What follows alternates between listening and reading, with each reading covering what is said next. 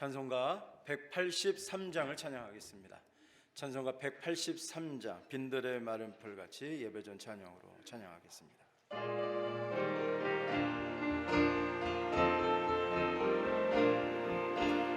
빈들의 마른 풀같이 시들은 나의 영혼, 주님이 약속한 성령 간절히 기다리네. 가물어 메마른 땅에 단비를 내리시듯 성령의 단비를 부어 새 생명 주옵소서. 반가운 빗소리 들려 산천이 춤을 추네. 봄비로 내리는 성령 내게도 주옵소서.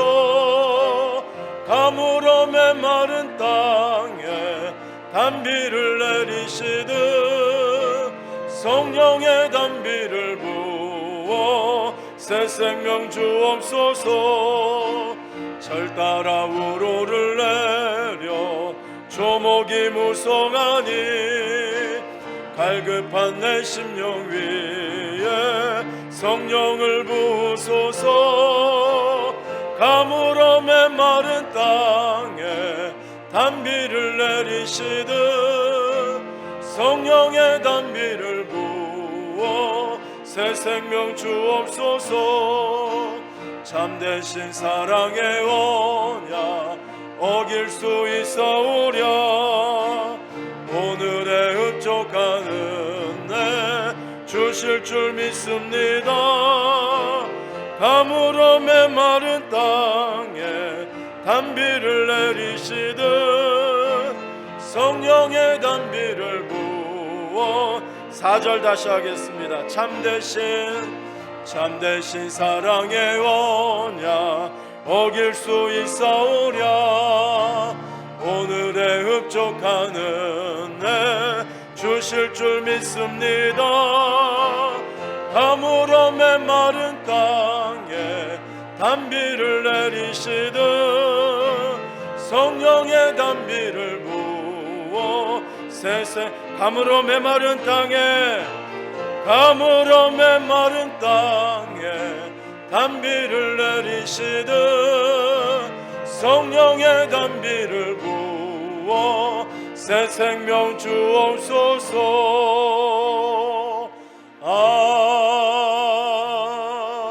아멘. 우리 옆에 있는 분하고 한 번 더 인사하고 예배 드리겠습니다. 잘 오셨습니다. 은혜 많이 받으세요. 인사하겠습니다. 이제 마음을 정돈하시고 다 함께 일어나셔서 살아계신 하나님께 예배하겠습니다.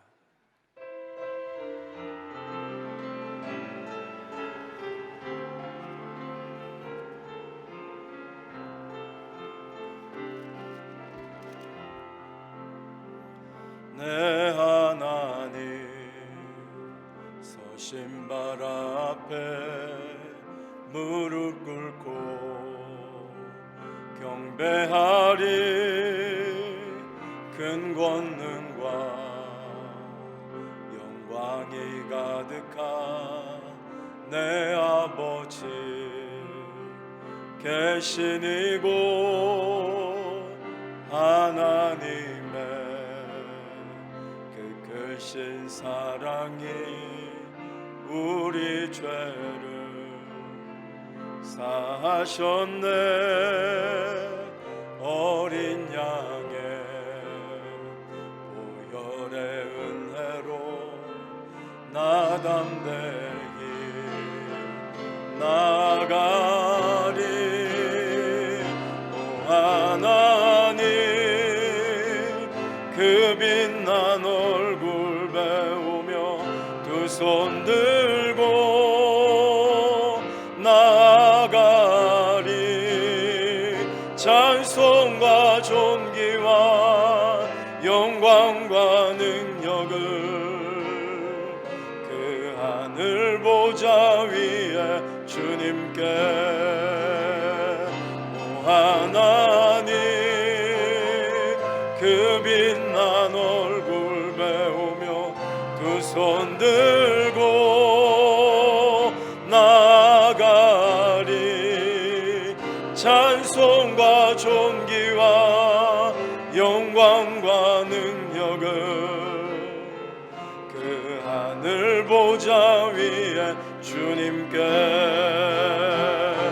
주님의 성령 내게 임하여 하늘의 영광 나타내게 하소서. 주님의 성령 내게 임하여 하늘의 영광 나타내게 하소서. 주님의 성령 내게 임하여 하늘의 영광 나타내게 하소서. 주님의 성령 내게 임하여 하늘의 영광 나타내게 하소서.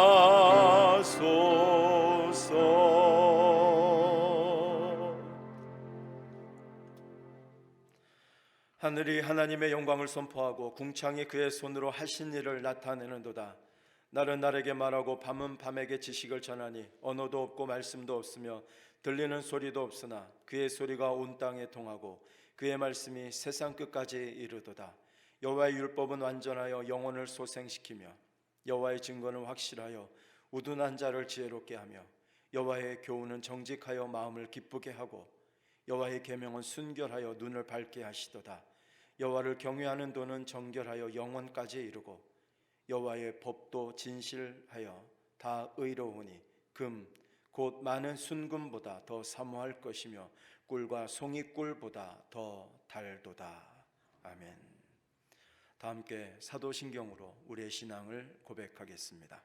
전능하사 천지를 만드신 하나님 아버지를 내가 믿사오며 그 외아들 우리 주 예수 그리스도를 믿사오니 이는 성령으로 잉태하사 동정녀 마리아에게 나시고 본디오 빌라도에게 고난을 받으사 십자가에 못 박혀 죽으시고 장사한 지 사흘 만에 죽은 자 가운데서 다시 살아나시며 하늘에 오르사 전능하신 하나님 우편에 앉아 계시다가 저리로서 산자와 죽은 자를 심판하러 오시리라. 성령을 믿사오며 거룩한 공예와 성도가 서로 교통하는 것과 죄를 사하여 주시는 것과 몸이 다시 사는 것과 영원히 사는 것을 믿사옵나이다. 아멘.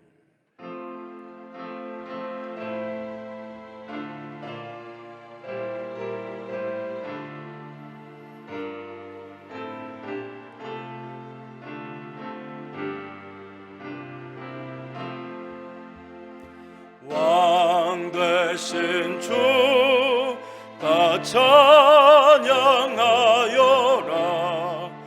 영광과 존귀 주께 돌리세. 하늘 위에 높이 계신 주님, 주님의 말씀 존귀하도다. 소망의 주 다 찬양하여라. 휘장을 걷고 보좌 오르사. 우리 위해 중보되신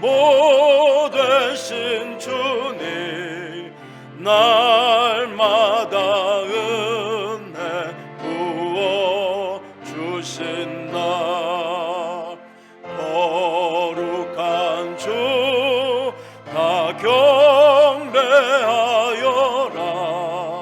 선하신 주께 다 찬양하라.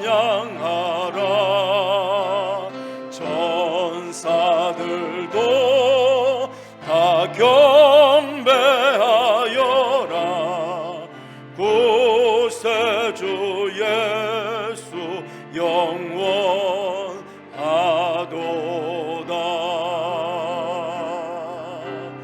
완전하신 나의 주, 의의 길로 날 인도하소서.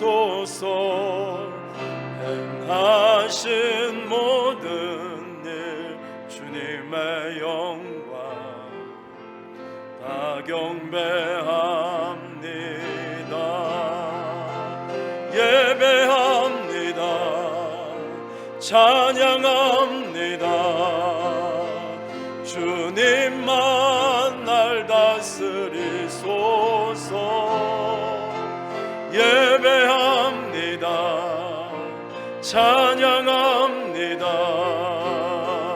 주님 홀로 높임 받으소서. 완전하신 나의 주, 의의 길로 날 인도하소서. 행하신 모든 주님의 영광 다 경배합니다. 예배합니다. 찬양합니다. 주님만 날 다스리소서. 예배합니다. 찬양합니다. 주님 홀로 높임 받으소서. 예배합니다. 찬양합니다.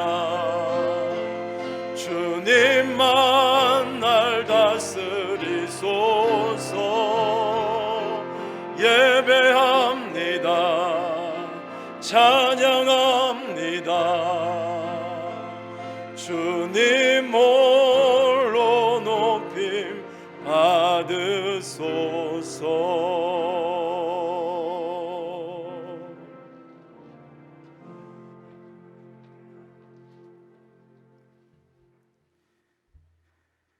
우리 영혼을 소생시키시고 정결하게 하셔서 늘 의의 길로 인도하시는 우리 아버지 하나님, 사단의 역사와 세상의 유혹과 질병의 두려움 가운데서도 늘 저희들을 지켜주시고 믿음으로 이겨나갈 수 있도록 인도하여 주시니 참으로 감사를 드립니다.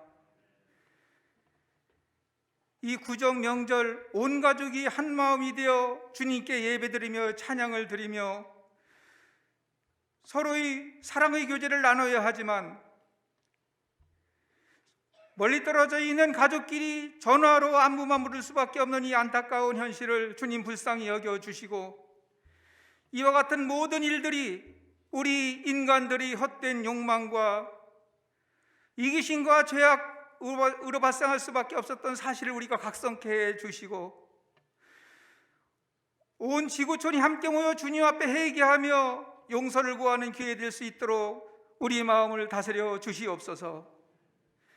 이제 저희들이 마음을 새롭게 하여 하나님의 자녀됨을 다시 확증하고 주님만 의지하고 주님께서 동행해 주신 삶 살기를 소망하며 영과 진리로 예배를 드리고자 하오니, 우리 아버지 하나님 이 예배에 임재해 주셔서 성령 충만하고 거룩한 예배 될 수 있도록 인도하여 주시옵소서.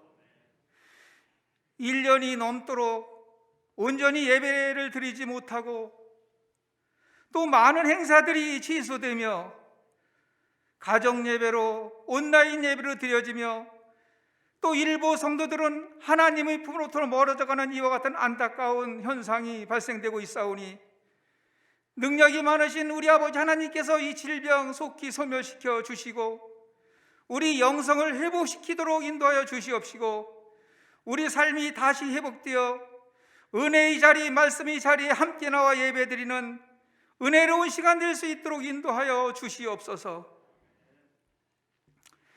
우리 셀들이 살아나고 늘 푸른 예배가 다시 회복되며 각 전도회와 선교팀들 그리고 각 기관들이 활동이 재개되어 활력 있는 교회로 다시 세워 주시옵시고, 드림과 나눔의 교회, 빛과 소금 역할을 잘 감당하는 교회로서 바로 세워나갈 수 있도록 우리 교회에 복의 복을 더하여 주시옵소서. 우리 가정을 살펴주시고 각 가정들을 지켜주셔서 믿음의 가정 바로 세워나갈 수 있도록 은혜를 더해 주시옵시며, 질병으로 또 가정 경제로 무너지지 않도록 살펴주시옵소서. 우리 자녀들 이제 개학이 되어 학업에 임하며 또 학교에서의 생활이 잘 정착되도록 해야 될 텐데, 그때마다 우리 아버지 하나님 눈동자처럼 지켜주셔서 믿음의 자녀로서 잘 감당케 해 주시옵시며, 우리 청년들 학교를 졸업하고 직업을 구하고 배우자를 택하여 믿음의 가정 바로 세워나갈 수 있도록 늘 지켜주시고, 또 기도에 갑절히 응답을 해 주셔서 은혜로운 하나님의 가정 바로 세워나가는데 부족함 없게 해 주시옵소서. 세계 곳곳에서 또 이 나라에서 많은 어려움을 겪고 있는 이 교회들을 특별히 살펴주시고, 하나님의 말씀과 진리소와 복음 전하는 일에만 힘써 노력하는 교회들 되게 해 주시옵소서.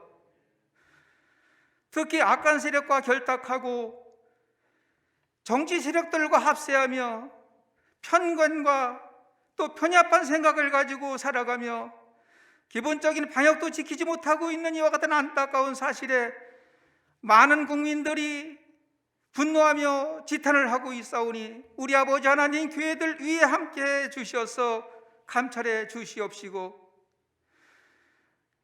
이 지구상에 존재하는 많은 어려운 사람들에게 구제하며 긍휼을 베풀며 또 어둠에 쌓인 자들에게 빛의 역할을 감당할 수 있는 모든 교회가 되게 해 주셔서 하나님이 놀랍고 크신 은혜를 모두 끼칠 수 있는 그런 교회들로 바로 세워 주시옵소서. 복음을 들고 곳곳에 나가서 말씀을 전하고 있는 우리 교회에 협력하는 6명의 선교사들에게 은혜를 더하여 주시고, 복음이 뿌려지는 곳마다 또 풍성한 결실을 얻게 해 주시옵시며, 어려움이 닥칠 때마다 구름 기둥과 불 기둥으로 인도하시는 은혜도 더하여 주시옵소서. 오늘 목사님께서 말씀을 증거하실 때 성령께서 함께 하셔서 은혜롭고 성령 충만한 말씀, 능력 있는 말씀을 베풀게 해 주시옵시며, 그 말씀이 우리에게 성령의 소욕으로 충만케 되어 한 주간 강하고 담대한 믿음으로 살아가는 데 부족함 없게 해 주시옵소서. 함께 동역하는 모든 부교역자들 외에도 함께 주셔서 귀한 사역 감당하는 데 부족함 없도록 인도해 주시옵소서. 오늘도 은혜로운 찬양으로 주님께 영광 돌리는 임마누엘 찬양대회에 함께해 주시고, 늘 기쁨으로 건강함으로 찬양을 부를 수 있도록 인도해 주시옵시며, 또 은혜로운 예배를 드리기에 곳곳에서 힘써 봉사하는 봉사자들 위에 함께해 주시옵소서. 감사드리며 예수 그리스도 이름으로 기도 올리옵나이다. 아멘.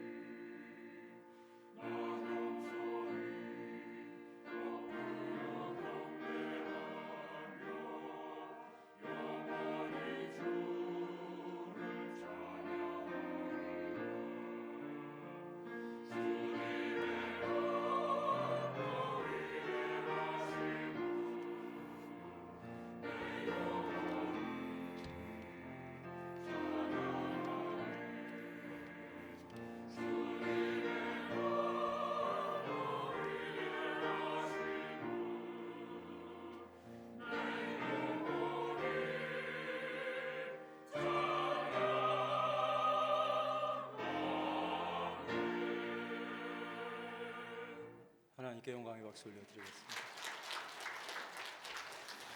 명절인데도 불구하고 우리 찬양대가 잘 섬겨주셔서 감사를 드립니다. 하나님 말씀 빌립보서 2장 2절로 18절까지 말씀입니다. 제가 가진 성경으로는 신약성경 320쪽에 있습니다. 빌립보서 2장 12절로 18절까지 말씀을 제가 봉독하겠습니다. 그러므로 나의 사랑하는 자들아, 너희가 나 있을 때뿐 아니라 더욱 지금 나 없을 때에도 항상 복종하여 두렵고 떨림으로 너희 구원을 이루라. 너희 안에서 행하시는 이는 하나님이시니 자기의 기쁘신 뜻을 위하여 너희에게 소원을 두고 행하게 하시나니 모든 일에 원망과 시비가 없이 하라. 이는 너희가 흠이 없고 순전하여 어그러지고 거스르는 세대 가운데서 하나님의 흠 없는 자녀로 세상에서 그들 가운데 빛들로 나타내며 생명의 말씀을 밝혀 나의 다름질이 헛되지 아니하고 수고도 헛되지 아니하므로 그리스도의 날에 내가 자랑할 것이 있게 하려 함이라. 만일 너희 믿음의 제물과 섬김 위에 내가 나를 전제로 드릴지라도 나는 기뻐하고 너희 무리와 함께 기뻐하리니 이와 같이 너희도 기뻐하고 나와 함께 기뻐하라. 아멘. 자, 우리 화면 보시면서 우리 화면에 있는 내용 우리 영을 깨우기 위해서 함께 낭독하겠습니다. 시작. 내 영혼아 하나님을 예배하라. 내 영혼아 예수님을 의지하라. 내 영혼아 성령님을 사모하라. 아멘. 설 연휴 잘 보내고 계세요? 네, 우리 부모님도 뵙기 힘든 상황이기도 하지만 또 찾아뵙기도 하고 또 여러 가지 방법으로 위로해드리고 그러셨어야 될 줄 압니다. 저는 저희 어머니가 홀로 계셔서 저희 어머니에게 잠깐 가서 뵙고 오는 길이었는데 제 한 10년쯤 후배 되는 목사가 있어요. 그래서 그 후배 목사가 저한테 전화를 했더라고요. 운전을 하고 있는데 영상으로 전화가 온 거예요. 그래서 남자 후배가 저랑 영상으로 통할 일이 뭐가 있어요. 전화 운전 중이기도 하고 해서 이제 음성으로 박았더니 목사님 안녕하세요 뭐 인사를 하다가 그 무슨 일이냐 그랬더니 목사님 우리 시은이가 세배하려고 그래요. 그 집에 딸이 셋이에요. 그래서 지금 초등학교 3학년이 됐대요. 3학년 그 밑에도 딸이고 그 밑에도 딸 셋인 거예요. 딸 셋이 한복을 입고 아마도 자기 할아버지 할머니한테 인사하고 또 외할머니 외할아버지한테 인사하고 그리고 제 생각이 낫겠죠. 그래서 제가 돌예배할 때도 제가 예배 드려주고 되게 이뻐했어요. 여기도 몇 번 왔단 말이죠. 그래서 그 세배 드리려고 하는데요. 그래 어떻게 하냐 내가 지금 운전 중인데 미안하다. 그리고 통화를 하고 나서 그 집에 와서 너무 기특하고 그게 너무 보고 싶어서 그냥 선물로만 하나 보내드렸어요. 그냥 아이스크림 조그만 거 하나 보내줬어요. 그리고 나서 제가 딱 드는 생각이 이거 좋은 방법이네. 내가 장인 장모한테 세배하지 못하지만 우리 장인어른 장모님한테 영상으로 보내야 되겠다. 그래가지고 저랑 제 아내랑 인사하는 걸 애들이 찍고 또 애들이 인사하는 걸 찍어가지고 보내드렸어요. 여러분 잘했습니까? 잘하지 않았습니까? 잘했어요. 제가 얼마나 잘했는지 몰라요. 왜 이야기를 드리냐면 지금 젊으신 우리 부모님 찾아뵙지 못하시는 분들은 방법을 찾으면 있어요. 그래서 저 선물도 보내드렸거든요. 또 선물도 애플 망고랑 그냥 망고랑 이렇게 있는 거 있어요. 그래서 우리 장인 장모님이 이거 언제 사서 드셔보시겠나. 이런 거는 선물 받아야만 한번 드셔보시지. 그래서 그걸 또 해가지고 싹 보내고 말이죠. 여러분 가정의 그 정을 느낄 수 없는 환경이다라고 포기하면 아무것도 못합니다. 그러나 우리가 어떻게 할 수 있을까 하면 방법이 다 있어요. 그래서 오늘 늦지 않았으니까 예배 마치고 난 다음에 인사 안 드린 분들, 또 선물 안 보낸 분들, 또 용돈 안 보낸 분들, 그래서 다 보내셔서 설 연휴 의미 있고 또 기뻐하면서 보내시기를 주님의 이름으로 부탁을 드립니다. 네, 그렇게 하셔야 돼요. 자, 여러분 오늘 우리가 빌립보 교회의 내용을 큰 줄기에서 한 가지를 더 보도록 할 텐데요. 우리가 이전에는 한 마음을 품으라 하는 내용을 봤습니다. 한 마음을 품으라. 그래서 이 마음이 곧 예수 그리스도의 마음이니까지 연결됐어요. 또 하나는 구원을 이루라 하는 큰 줄기가 하나 있습니다. 2장 12절 말씀에 너희 구원을 이루라. 그렇다면 구원을 어떻게 이루는 것일까? 구원을 이루는 것이 무엇이고 또 한 가지는 구원을 이루는 주체가 누구일까? 이 두 가지만 살펴보도록 하겠습니다. 첫 번째, 구원을 이룬다는 것이 어떤 의미일까 하는 것입니다. 제가 지난번에 한 몇 주간 전에 이 말씀을 드렸는데요. 신약 성경에서 구원에 관련된 시제는 세 가지로 보여줍니다. 과거 시제, 내가 이미 이루어진 구원을 받은 그 과거의 사실로서의 구원이 있고, 또 한 가지는 내 안에 그리스도께서 사신다라는 설교를 우리가 들으면서 계속 진행되어지는 경험으로서의 현재적인 구원이 있고, 또 한 가지는 미래, 이제 다가올 완성되는 구원으로서의 미래적 구원이 있습니다. 자세히 설명을 하면 지금 말하고 있는 이 구원은 현재적 시점인 건데, 이전에 예수께서 2000년 전에 이 세상에 오셔서 십자가를 지시고 인류의 죄를 모두 사하시고 십자가에 달려 죽으시고, 그 사실을 내가 믿어서, 마음의 예수 믿어서 그래서 구원을 받았어요.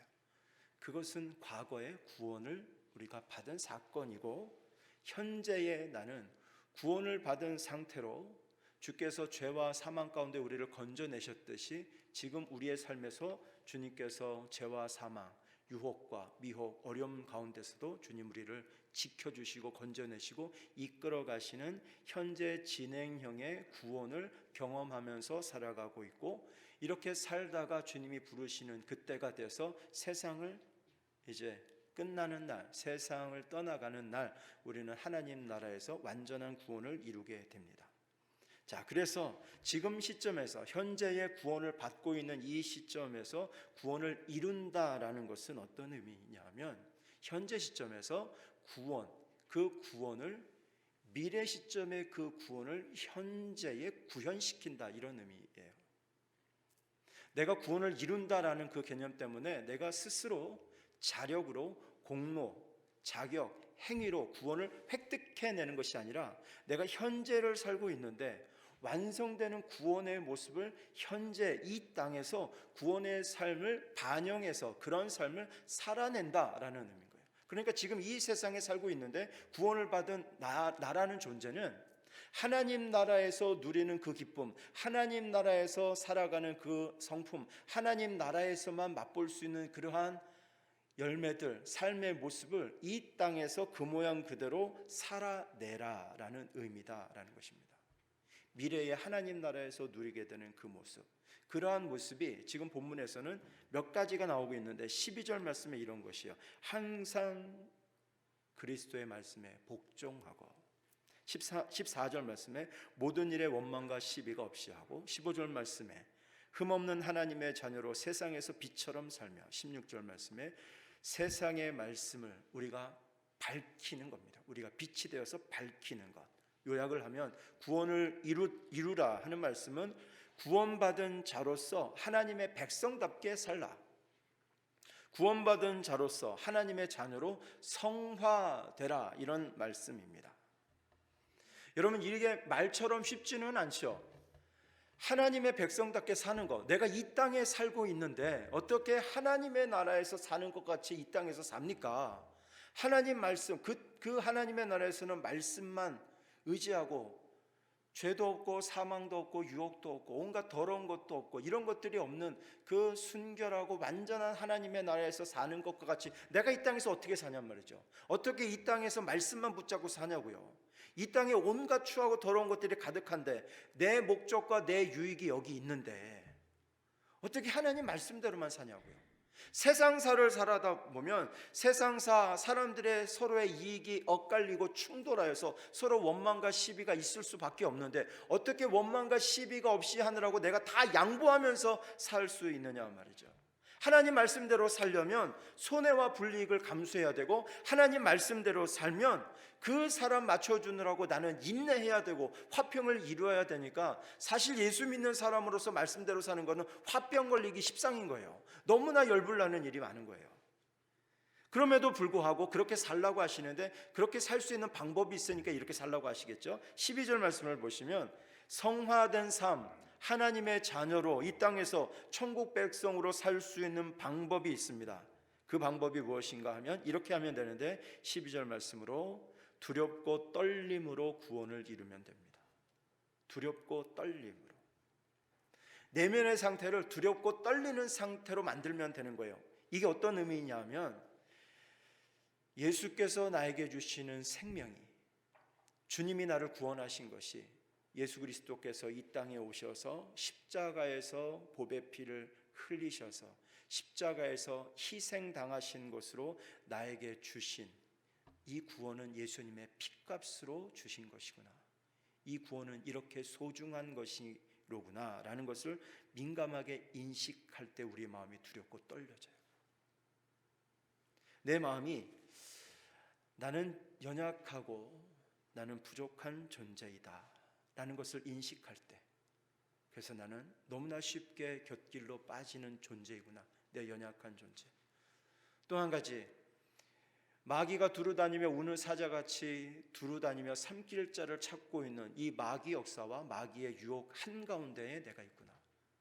까딱 잘못했다가는 마귀에게 그냥 잡아먹히겠다 하는 악한 영의 역사에 대해서 인식할 때 내가 하나님 앞에 있어야지, 이런 생각이 든단 말이죠.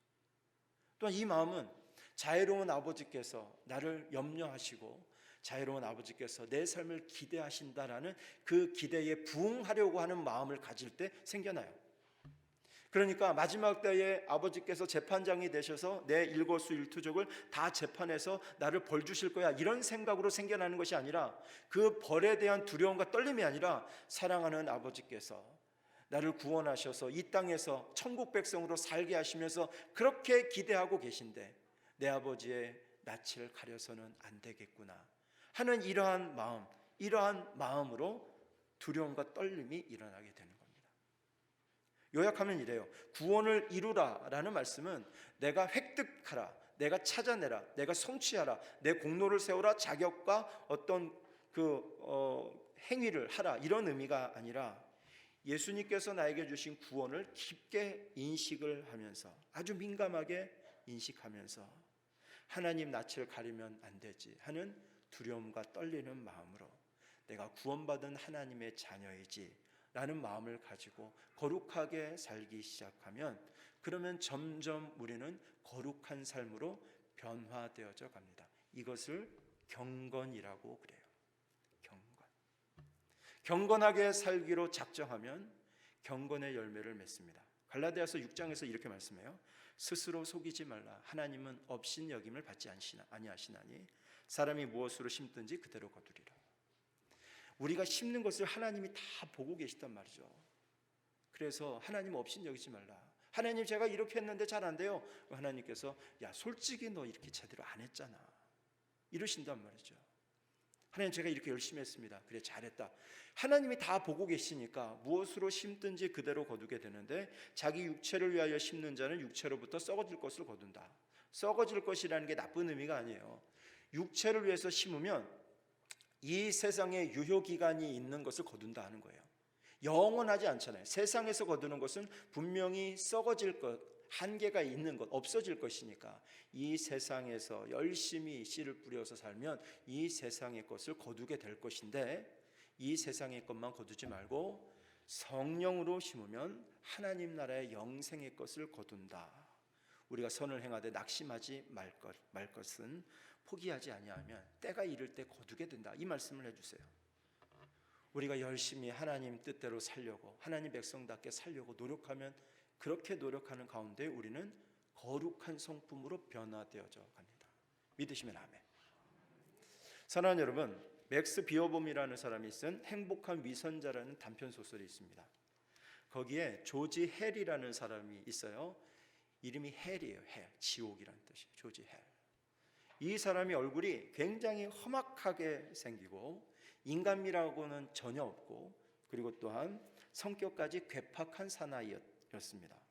이게 성격만 삐뚤어진 것이 아니라 사생활도 엉망이어서 만나는 사람들마다 다 분란을 일으키고 또한 방탕하게 살았습니다.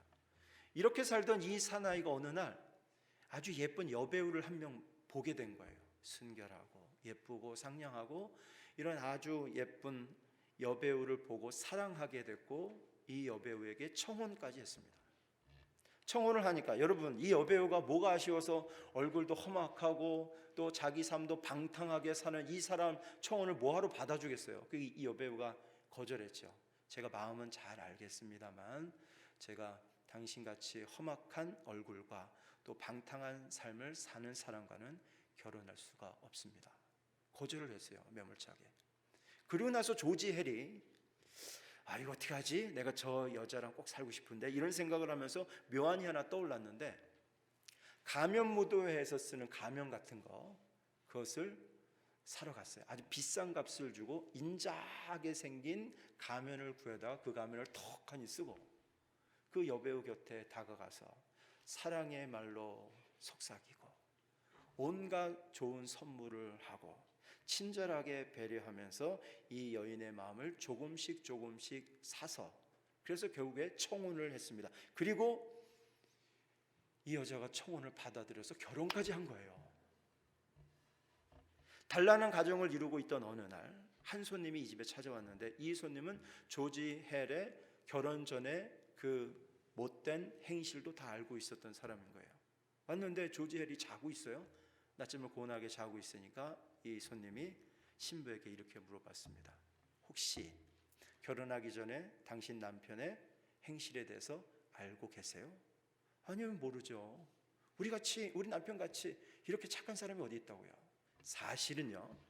그러면서 다 낱낱이 폭로했어요. 이 사람이 얼마나, 가면 열어보라고, 그 안에 얼마나 험상궂은 얼굴이 있고, 이 사람이 방탕하게 살고, 이 사람이 온갖 나쁜 짓을 다 하던 그런 사람이었다고 다 얘기를 해준 거예요. 그리고 나서 손님이 가고 이 신부가 너무 궁금하니까, 너무 충격을 받아서 낮잠을 자고 있던 이 조지 헬의 얼굴에 쓰인 가면을 살짝 들어봤대요. 그랬더니 그 안에 그 조지 헬의 얼굴이 쓰고 있던 가면보다 훨씬 더 인자한 얼굴, 그런 얼굴로 평안하게 잠을 자고 있더라라는 거예요. 궁금하시면 책을 사서 읽어보시면 돼요. 재밌죠, 여러분? 네. 사랑하고 선을 행하며 살았더니 얼굴도 바뀌고 성품도 바뀌었다. 큰바위 얼굴, 뭐 이런 얘기예요. 여러분, 이것이 이야기예요. 소설이지만 담고 있는 진리가 하나 있습니다. 사랑이라는 높은 이상을 지향하면 삶이 변화된다. 그렇죠? 자신의 삶에 대해서 깊은 성찰을 하기 시작하면 자신의 삶은 선을 지향하게 된다. 내 삶에 대해서 성찰하면 성찰할수록 내가 못되게 살아야지, 이렇게 생각하는 사람이 어디 있습니까? 삶에 대해서 성찰하면 성찰할수록 바르게 해야지, 제대로 살아야지, 이런 마음이 들잖아요. 한 걸음 더 나가서 영적인 것으로 우리가 적용을 하면, 구원에 대해서 민감하게 인식하면 인식할수록, 영적인 성찰을 하게 되면 하게 될수록 어디에 이르르게 되냐면 경건에 이르르게 된단 말이죠. 그래서 경건에 이르르게 되는데, 이것을 착각하는 사람은 경건의 모양만 흉내내는 거예요. 경건이 비슷하기는 하는데 깊은 성찰을 하지 않고 그냥 단지 흉내만 내고 따라하고 그렇게 거치려고 하니까 경건의 모양만 있는 거예요. 경건의 능력이 없는 자에게서 돌아서라고 하잖아요. 그래서 깊은 성찰을 하면 할수록 삶은 더 경건해집니다.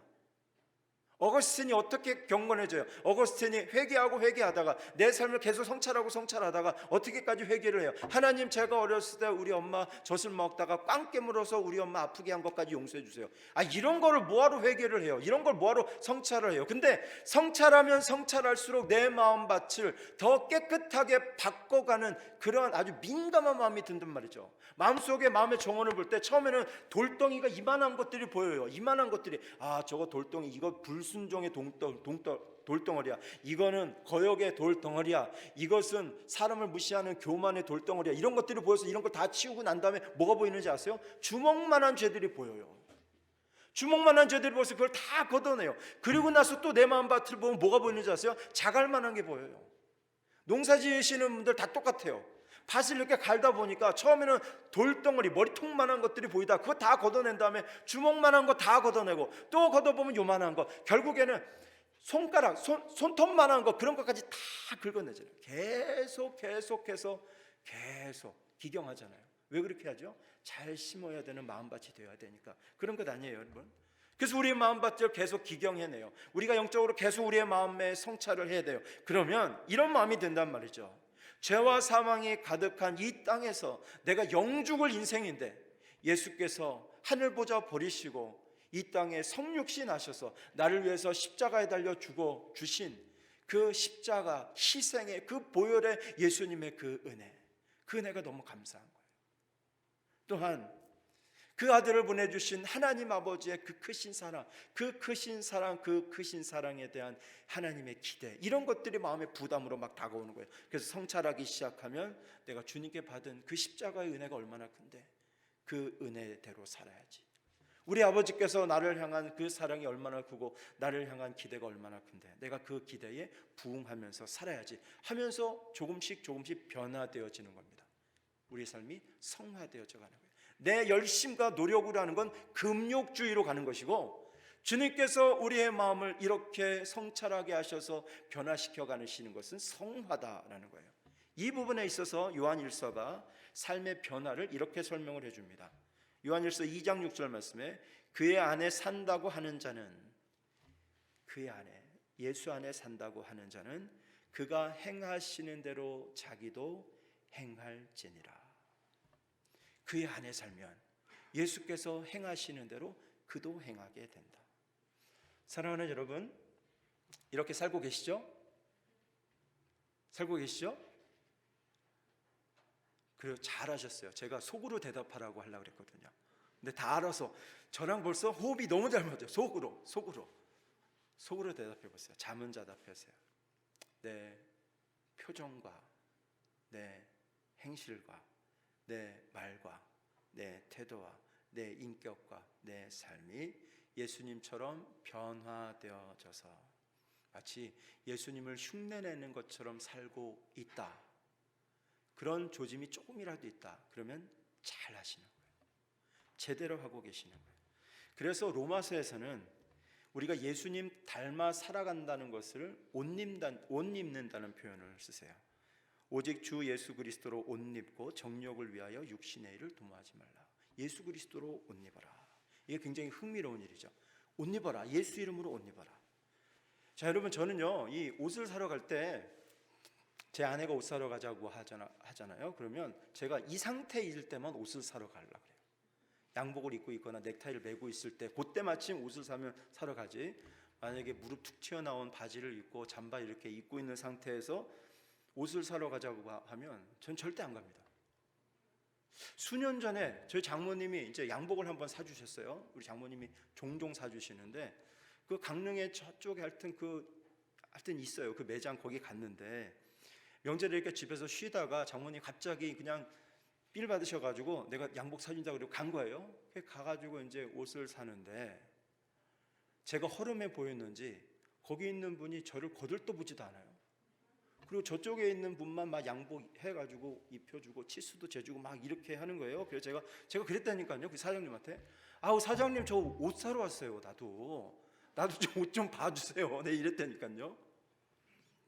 여러분, 왜 그렇죠? 지금 내가 입고 있는 이 옷이 지금 내 상태와 삶을 반영하기 때문에 그래요. 떡 보니까 옷 살 것 같지 않거든요. 그러니까 관심을 안 두는 거예요.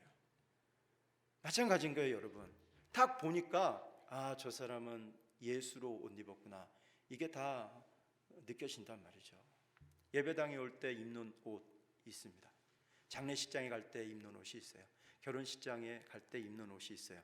이렇게 시간과 장소와 상황에 따라서 옷을 다르게 입어야 되는 것은 우리가 입고 있는 이 옷이 우리의 상태를 반영하기 때문에 그렇습니다. 우리가 입고 있는 옷. 제가 재밌는 얘기 하나 해드릴게요. 지난 엊그저께 수요일 날 이 우리 교회 앞에 이렇게 올라오는 거기에 우리 스타렉스 차를 대놓잖아요. 그 차를 거기 항상 대놓고 있는데 제가 수요일 날 이제 7시 30분 기도회 하기 전에 집에 빨리 가서 옷을 갈아입어야지 하고 이제 예배 시간 거의 다 돼서 내려가는데 우리 교회 차는 이미 이제 수송하러 떠났고 그 자리에 까만색 그랜저가 하나 서 있는 거예요.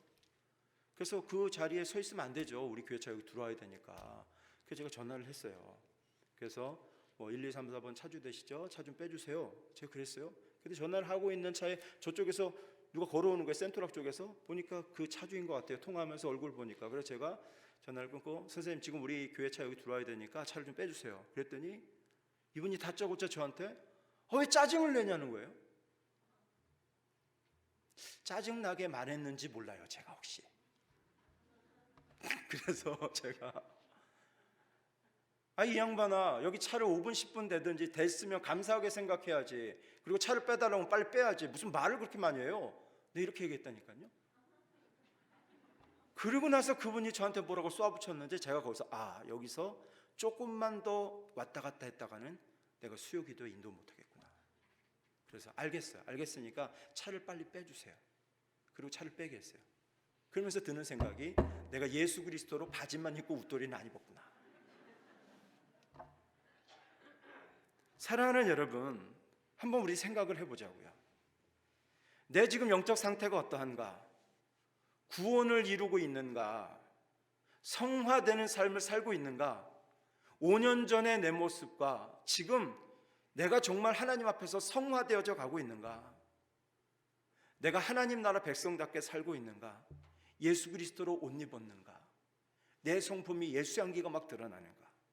바라기는 우리 제일교회 모든 성도님들 예수님의 삶을 똑같이 닮아가시고, 세상의 유혹이 있지만 우리가 흔들리지 않고 자기의 영적 상태를 살펴보면서 두렵고 떨림으로 예수로 옷 입어서 거룩한 삶을 살아가는 우리 제일 성도들 되시기를 주의 이름으로 축원합니다. 아멘.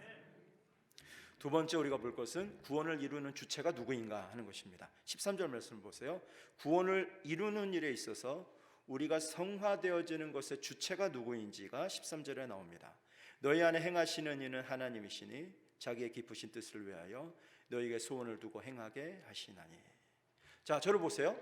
이거 잘 들으셔야 되는데, 너희 안에 행하신다, 우리 안에 행하시는, 우리 안에 작용하고 작동하고 자신의 활동을 드러낼 정도로 강력하게 촉구하고 자극하시는 분이 있는데, 이분이 하나님이시래요. 근데 이 하나님께서 자기의 뜻을 위하여, 하나님이 기뻐하시는 하나님의 뜻을 여기 하나 세워두신다는 거예요. 그런데 그 하나님의 뜻이 우리의 소원이 되게 하신대요.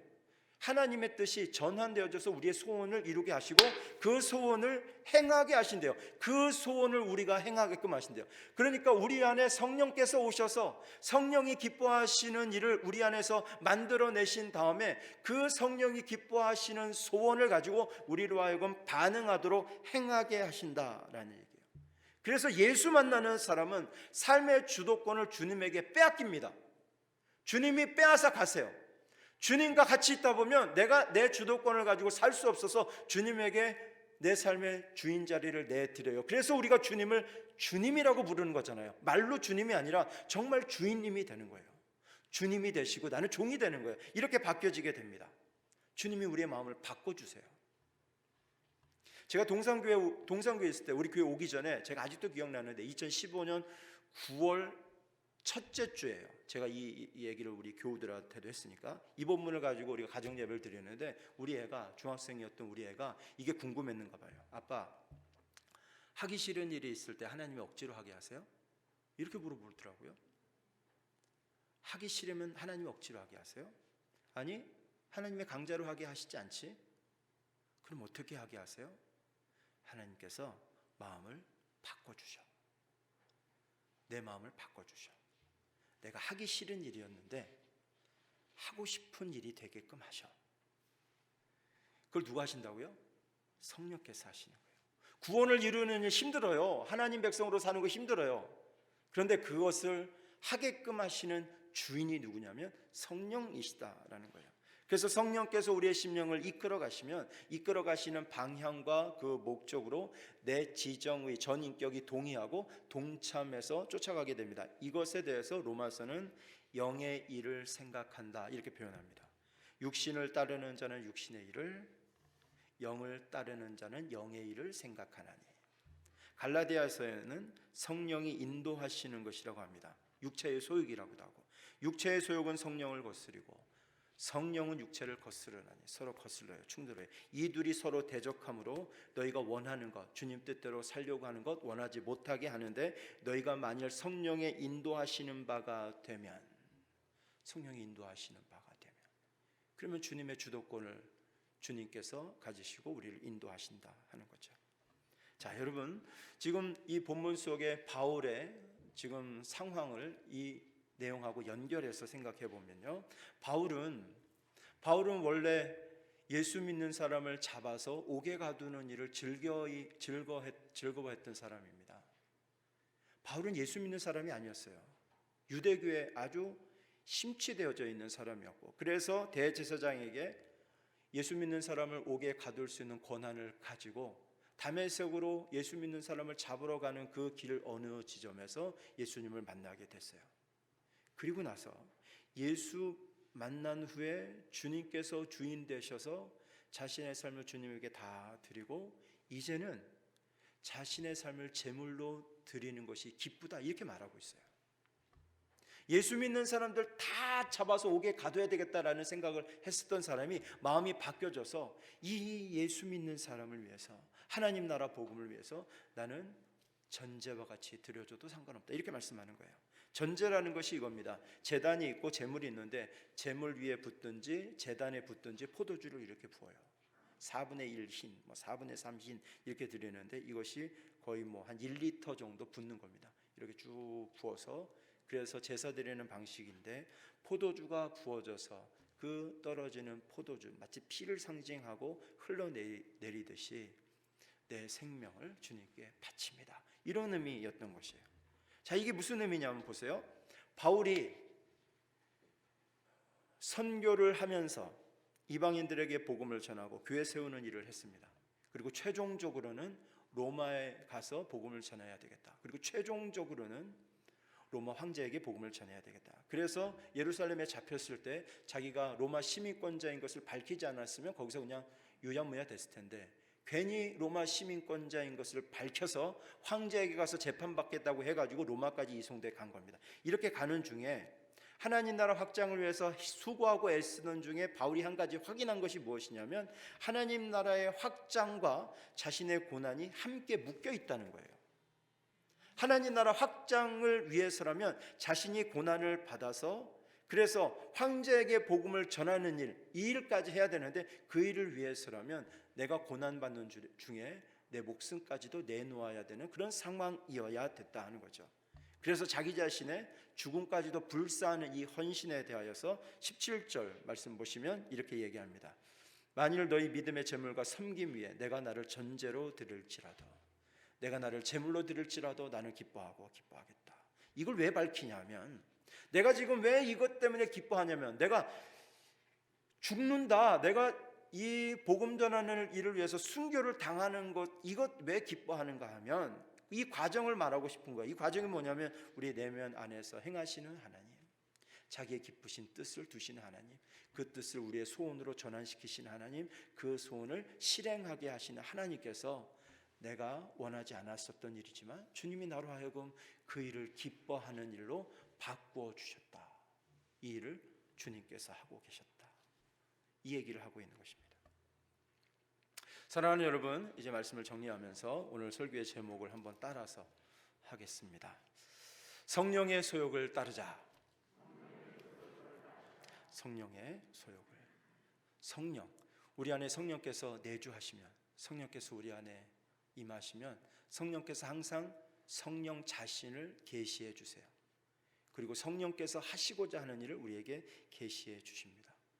그래서 성령님을 만난 사람은, 예수 믿는 사람은 절대로 이전에 살던 방식으로 되돌아가지 않습니다.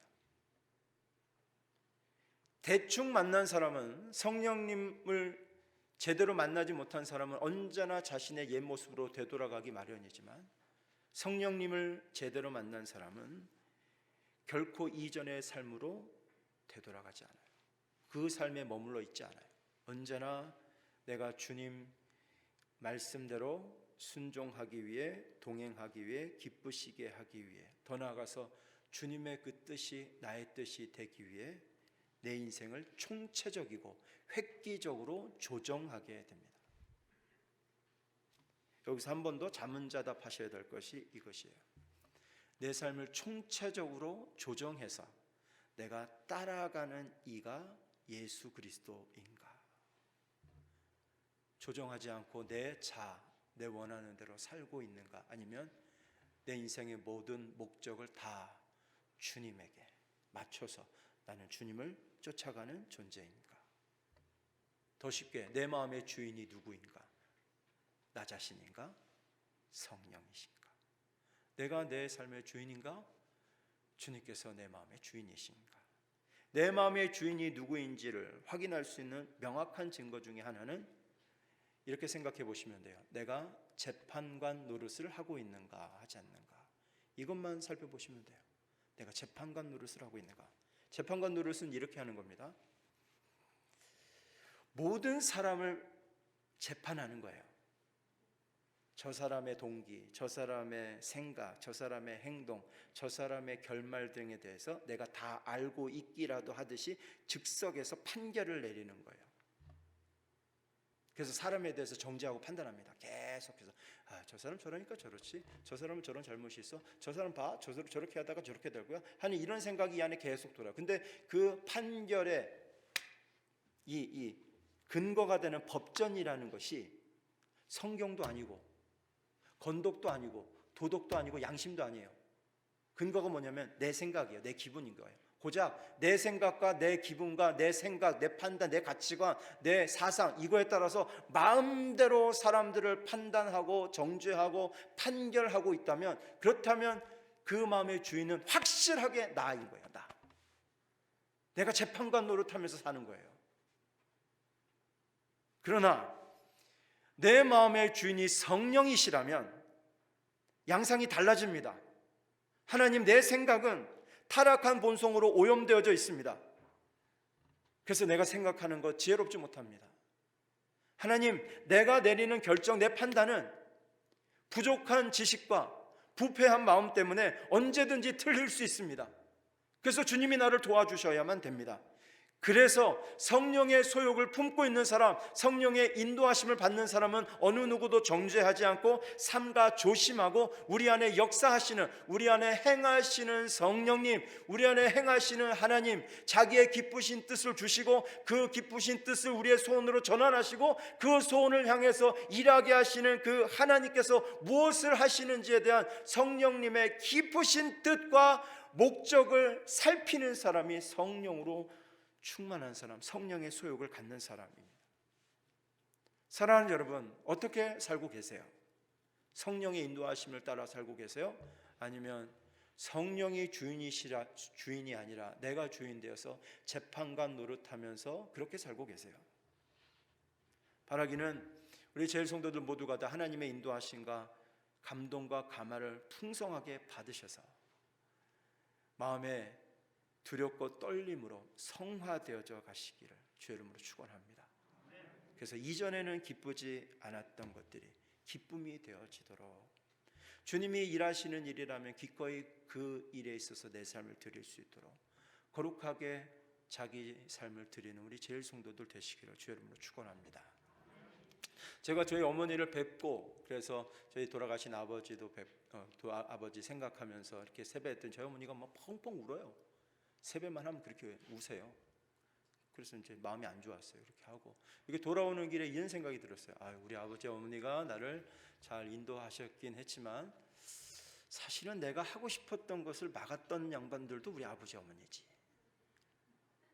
그래서 제가 뭘 하고 싶었냐면요, 제가 미술을 처음에 하고 싶었어요. 그래서 우리 중학교 때 선생님이 우리 중학교 태성중학교에서 태성고등학교로 올려가지고 거기서 홍대미대를 한 4명 5명씩 보냈다니까요. 아주 실력 있는 선생님이셨어요. 그래서 선생님이 저보고 미술 잘한다고 그랬어요. 그래서 내가 거기 가서 미술해가지고 쫙 갔으면, 근데 그것도 제대로 못하게 해. 다음에 대학 졸업하고 나서 다음에 제가 군대를 좀 가야 되는데 제가 학사장교 가고 싶었단 말이죠. 아버지한테 진짜 진지하게 했어요. 아버지, 나는 학사장교 하고 싶다. 제 친구랑 약속했단 말이에요. 가기로 해가지고 제 친구는 갔어요. 근데 9월 달인가에 체력 그걸 봐가지고 그렇게 해가지고 이제 2학기에 합격하면 졸업과 동시에 가서 인관해가지고 3년을 했어야 된단 말이죠. 저 때는 그거 해가지고 내가 등록금 모아가지고 내 신학대학원 간다고 구체적으로 아버지한테 다 그렇게 얘기를 하면 우리 아버지가 그래, 우리 아들 잘 생각했다, 그렇게 하라, 이렇게 좀 믿어주고 밀어줬으면 좋겠는데 안 된다는 거예요. 그냥 밑도 끝도 없이. 우리 어머니도 안 된다고. 그래서 그것도 못하고, 사실 결혼할 때도 얼마나 반대했는지 몰라요. 뭘 한다 그러면 그렇게 반대를 해요. 그래서 그게 참 우리 아버지한테 미안하고 우리 어머니한테도 미안하고 이런 생각이 들어요. 근데 목회하는 것도 사실은 저는 하고 싶은 마음이 별로 없었어요. 저는 군인 아니면 경찰관, 하고 멋있다, 제복 탁 입고, 지금 생각해 보니까 그것도 쉽지는 않은 일인데, 참 어려운 일인데, 그때 어린 마음에는 그거 하고 싶었는데, 근데 여러분, 제가 마음이 바뀌어서 일주일 내내 저 목양실에 저 답답한 데에 앉아가지고 목 디스크 걸리고 허리 디스크 걸릴 정도로 앉아가지고 인터넷 찾아보고 책 찾아보고 설교 준비하고, 이게 제 마음에는 기쁨이 될까요? 기쁨이 되지 않을까요? 제가 말할 때 언제나 정답은 1번입니다. 그러니까 기쁨이 될까요? 기쁨이 되지 않을까요? 기쁨이 되지 않는다면 사표 쓰고 전 다른 일 할 거예요. 저에게 기쁨이 돼요. 말씀을 묵상하고, 이 말씀을 제가 탈구를 적어도 5번 합니다. 다 쳤다가 바꾸고 해서 제 말로 다 바꾸는 탈구 작업을 5번을 하고, 토요일 날 오후가 되면 극도의 긴장감이 들고, 그렇게 해서 잘 준비하고, 그리고 오늘 설교를 하는 거예요. 하고 나면 얼마나 기쁜지 몰라요. 내가 하고 싶지 않고 부담됐었던 일인데 주님이 나에게 복음에 대한 책임감을 주시고 말씀 전하는 그 기쁨을 주시고 말씀 안에서 이것 성도들과 함께 나누는 그 기쁨을 주시고, 그래서 저는 이 일이 너무 좋고 기뻐요. 이렇게 하신다는 거예요.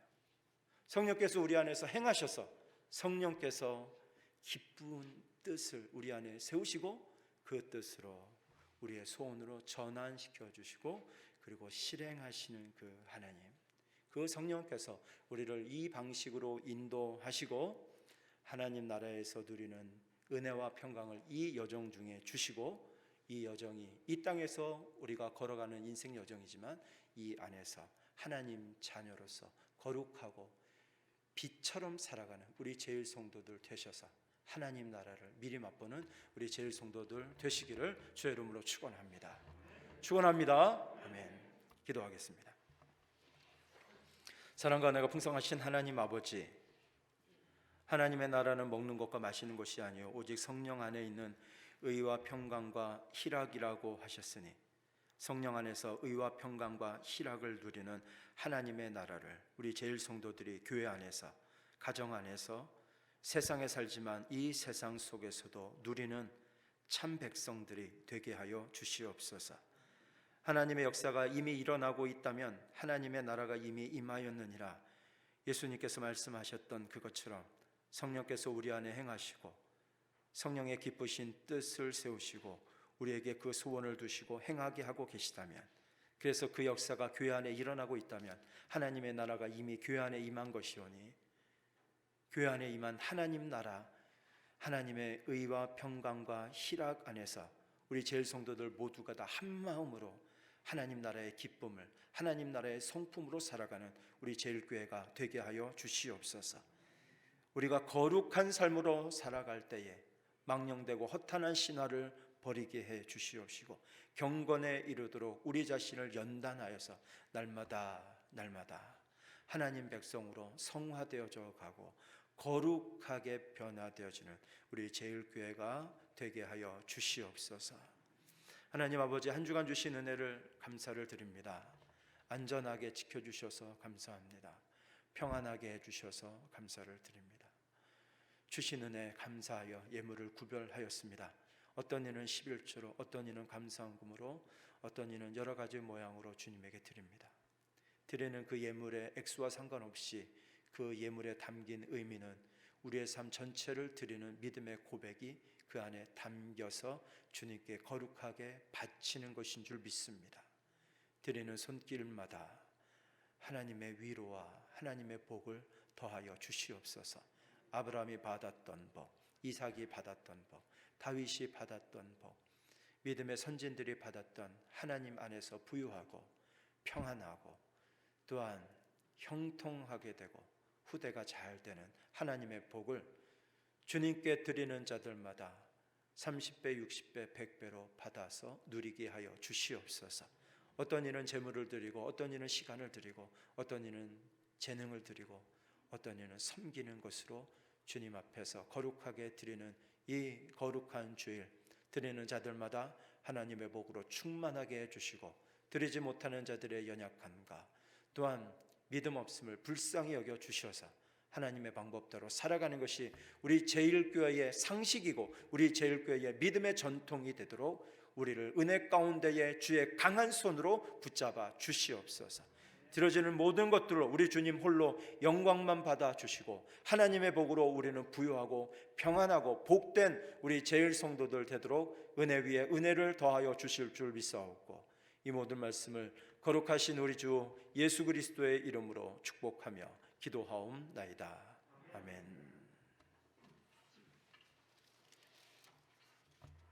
주보 안쪽에 교회 소식을 말씀드리겠습니다. 사회적 거리두기가 내일서부터 1.5단계로 비수도권은 하향되는데요. 우리 성도님들께서 사회적 거리두기가 조금 더 낮아졌으니까 용기를 가지고 주님 앞에 나와서 예배 드리시기를 부탁을 드립니다. 다른 광고는 특별하게 없어요. 다른 광고는 주보 참조하시면 되겠습니다. 자, 우리 연휴 마지막 날까지 평안하고 안전하게 잘 보내시기를 바라고 옆에 있는 분에게 인사하고 예배 마치겠습니다. 한 주간 승리하세요. 인사하겠습니다.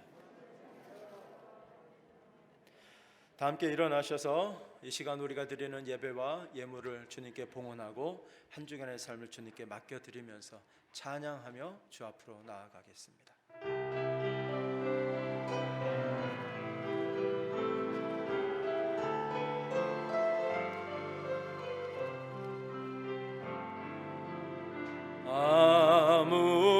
아무것도 두려워 말라. 주 나의 하나님이 지켜주시네. 놀라지 마라. 겁내지 마라. 주님 나를 지켜주시네.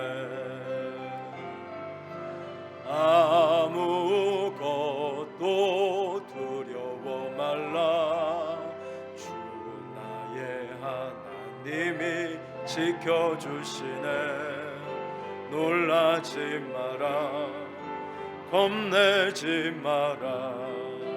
주님 나를 지켜주시네. 내 맘이 힘에 겨워 지칠지라도 주님 나를 지켜주시네. 세상의 험한 풍파 몰아칠 때도 주님 나를 지켜주시네. 주님은 나의 산성, 주님은 나의 요새, 주님은 나의 소망, 나의 힘이 되신 여호와. 주님은 나의 산성, 주님은 나의 요새, 주님은 나의 소망, 나의 힘이 되신 여호와.